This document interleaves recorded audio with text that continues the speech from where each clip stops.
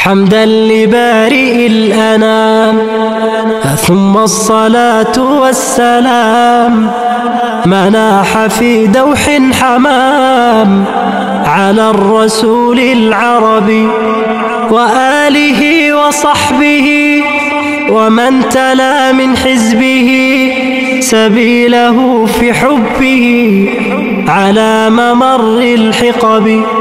وبعد فالقصد بما أردته شرحا لما قد كان قبل نظما مثلثا لقطرب. السلام عليكم ورحمة الله وبركاته. الحمد لله وصلى الله وسلم على نبيه ومصطفاه وعلى آله وأصحابه ومن تبع هداه. أما بعد، أهلا وسهلا ومرحبا بكم، ikiwa ni katika silsila wa halakati ya kufanya sharhi ya kitabu cha An-Nadhim Abdul Aziz Al-Maghribi Muthallath Al-Qutrubi, na leo bimashiatillah tukiwa na mada ya al-qasdu, kama anavyoashiria An-Nadhim katika abiyati zake akisema: al-qasdu jawrun rufidha wal-qistu adlun rufidha wal-qustu udun murtadha min arfihi al-mutayyibi. Al-qasdu, neno kama hili likiwa na fathi al-qaf, qaf ikiwa na fataha, basi maana yake inakuwa ni al-jawr, na ili imetokana na fi'lu qasata ambao masdari yake ni al-qasd. Maana yake ni jara, ni mtu kuvuka mipaka ama kutoka katika haki. Na jara ya juru, mtu kuwa na kufanya udhalimu ama kudhulumu kitu kwa kutoka katika ile mipaka yake. Ndio ismu fa'il inakuja qasid. Mwenyezi Mungu Subhanahu wa Ta'ala katika kuashiria na kuonesha hali za wale waliotoka katika haki wakaiacha haki, basi mashukio yao yatakuwa ni motoni.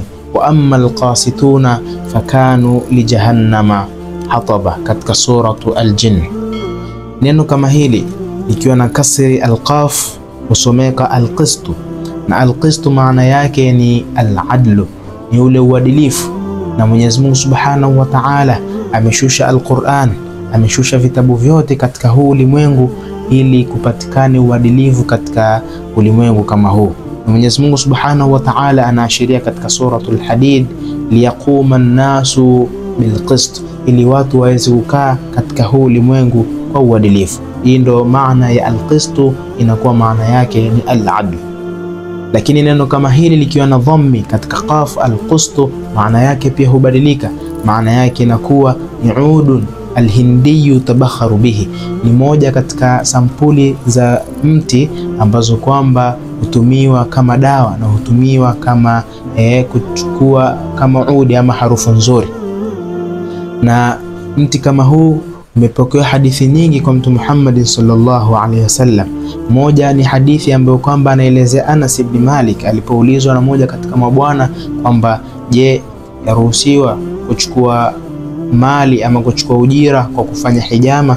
Basi akamjibu Anas kwamba Mtume sallallahu alaihi wasallam alifanya hijama, na pia nikamsikia akisema inna amthala ma tadawaitum bihi alhijama walqustu albahri, kwamba shahidi ni alqustu albahri, akiashiria katika moja katika hii miti inayopatikana katika nchi ya India.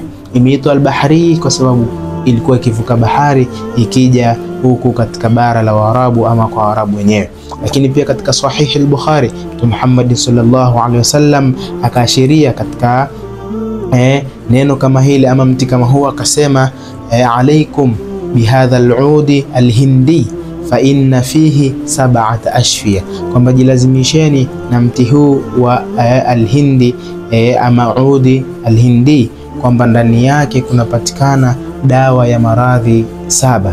Khulasa ya darsa tunapata kwamba al-qasdu ni jawr, ni kule kutoka katika haki, lakini inapokuja kwa al-qistu maana yake ni al-adlu, ni uadilifu.